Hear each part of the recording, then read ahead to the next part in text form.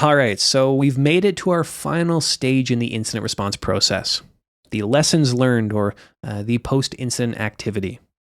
And here, really, we've completed our remediation, right? We've identified that there was an incident and we moved quickly and mobilized our incident response team to contain the threat.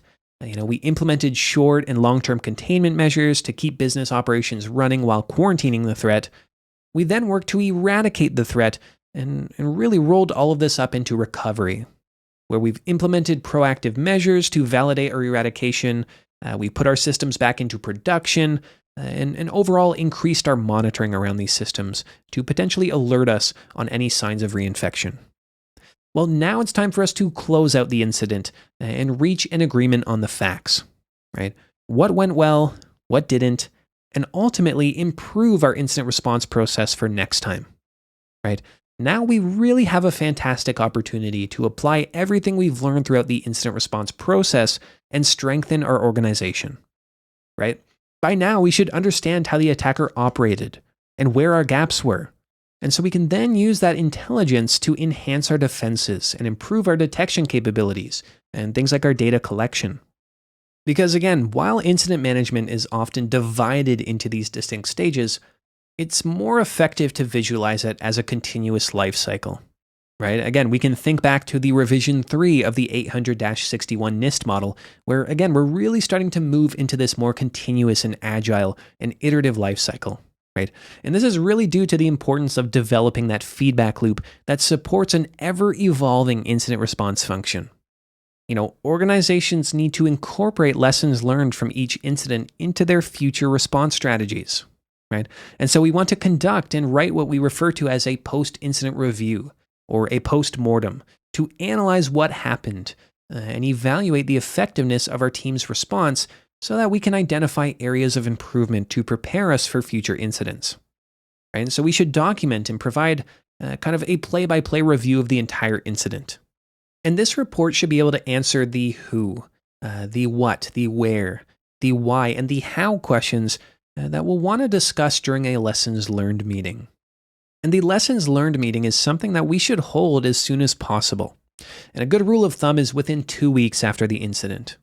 And this meeting, the purpose here is to go through the incident response report with kind of finalization in mind in an executive summary format.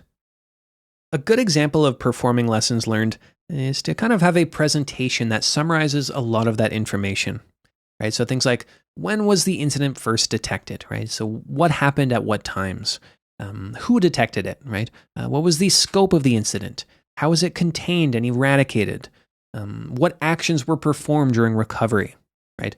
And importantly, what were areas where the incident response team were effective, right? How well did the staff and management perform in dealing with the incident, right?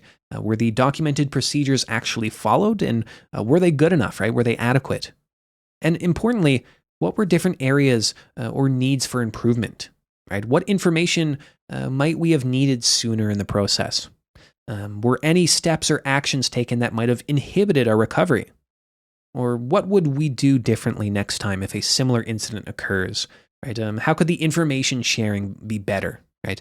Or what different corrective actions could we implement to prevent similar incidents in the future? Or what precursors or indicators do we need to now watch for, again, to detect future similar incidents? Or what additional tools or resources do we need in order to more effectively detect and analyze and mitigate future incidents? Right? And it really just depends on the incident here, right? So smaller incidents might need more limited post-incident analysis, but after serious attacks have occurred, it's usually worthwhile to hold post-mortem meetings to provide the opportunity for information sharing across different teams. Because an important consideration in holding these meetings is making sure that the right people are in them, right? Not only is it important to invite people that were directly involved in the incident that's being analyzed, but it's also beneficial to include members from other departments that might be useful to collaborate with, or maybe those who can offer fresh insights or perspectives, right? Because the conclusions and findings from these initiatives can oftentimes justify things like additional budgets or maybe improving security measures and help in refining our incident response capabilities. And, my favorite quote here to pull out is often attributed to Winston Churchill. I'm not sure if that's true or if it's misattributed. I don't know. But that quote is, "Never let a good crisis go to waste."